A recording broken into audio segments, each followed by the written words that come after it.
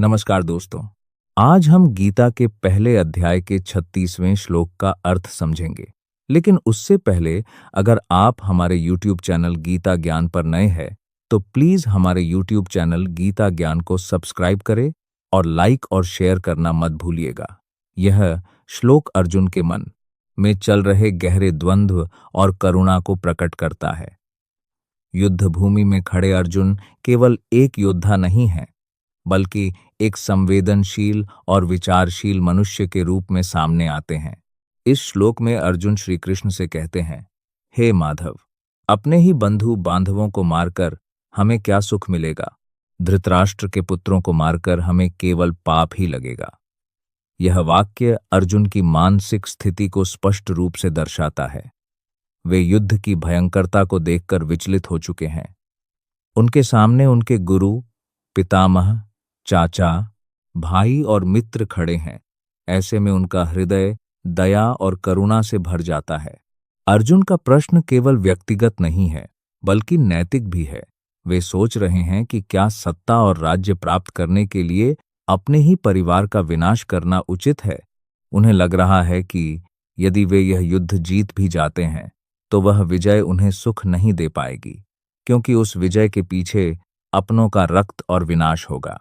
यहाँ अर्जुन पाप शब्द का विशेष रूप से उल्लेख करते हैं। उनके अनुसार अपने ही स्वजनों की हत्या करना धर्म के विरुद्ध है। वे यह मानते हैं कि युद्ध भले ही न्याय के लिए हो, परंतु जब उसमें अपने ही कुल का नाश हो तो वह उन्हें अधर्म जैसा प्रतीत होता है। उनका मन कह रहा है कि इस युद्ध से केवल दुख और विनाश ही मिलेगा। अर्जुन की यह स्थिति हम सबके जीवन से भी जुड़ी हुई है। कई बार जब हमारे सामने कठिन निर्णय आते हैं, तब हमारा मन भावनाओं से भर जाता है। हम सही और गलत के बीच उलझ जाते हैं। रिश्तों का मोह, कर्तव्य का भार और परिणाम का भय, ये सब मिलकर हमें असमंजस में डाल देते हैं।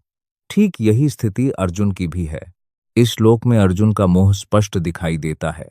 मोह का अर्थ है किसी चीज या व्यक्ति के प्रति अत्यधिक आसक्ति। अर्जुन अपने परिवार के प्रति प्रेम और करुणा के कारण अपने क्षत्रिय धर्म को भूलने लगे हैं।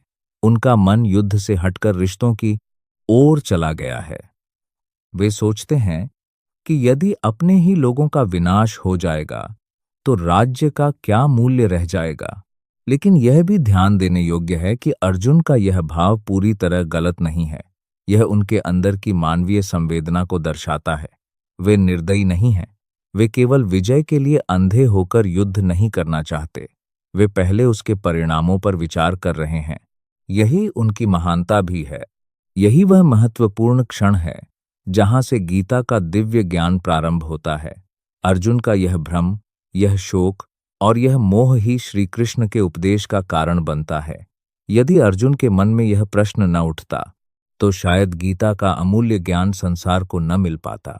श्री कृष्ण आगे चलकर अर्जुन को समझाते हैं कि आत्मा अमर है, शरीर नश्वर है। वे उन्हें उनके कर्तव्य का बोध कराते हैं और बताते हैं कि धर्म के लिए किया गया कर्म पाप नहीं होता। लेकिन इस श्लोक में हम केवल अर्जुन की स्थिति को देखते हैं, एक ऐसा योद्धा जो अपने ही लोगों के विरुद्ध खड़ा है और जिसका हृदय करुणा से कांप उठा है। इस श्लोक से हमें यह सीख मिलती है कि जीवन में जब भी बड़े निर्णय लेने हों तो केवल भावनाओं के आधार पर निर्णय नहीं लेना चाहिए। भावनाएं आवश्यक हैं क्योंकि वे हमें मानव बनाती हैं, लेकिन उनके साथ सही ज्ञान और विवेक भी होना चाहिए। जब तक मन भ्रम में रहता है तब तक निर्णय स्पष्ट नहीं हो पाते। अर्जुन का यह द्वंद्व हमें सिखाता है कि कठिन परिस्थितियां ही हमें सच्चे ज्ञान की ओर ले जाती हैं। जब हम अपने भीतर के प्रश्नों से जूझते हैं तभी हमें सही मार्गदर्शन की आवश्यकता महसूस होती है, और यही मार्गदर्शन गीता के माध्यम से श्री कृष्ण देते हैं। अंत में गीता अध्याय 1 का यह 36वां श्लोक हमें अर्जुन के हृदय की गहराई दिखाता है। एक ऐसा हृदय जो करुणा से भरा है लेकिन भ्रम में है। यह श्लोक हमें सोचने पर मजबूर करता है कि क्या हम भी अपने जीवन में निर्णय लेते समय केवल मोह में फंस जाते हैं या फिर धर्म और कर्तव्य को समझकर आगे बढ़ते हैं। इसी विचार के साथ हम अगले श्लोकों में श्री कृष्ण के दिव्य उपदेश की ओर बढ़ते हैं। धन्यवाद।